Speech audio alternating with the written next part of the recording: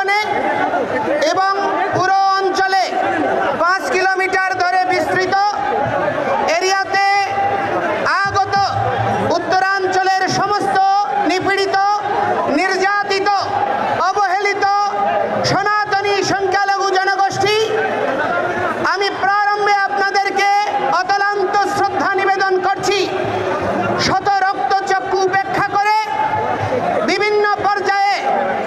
রাজনৈতিক উচ্ছৃঙ্খল জনগোষ্ঠী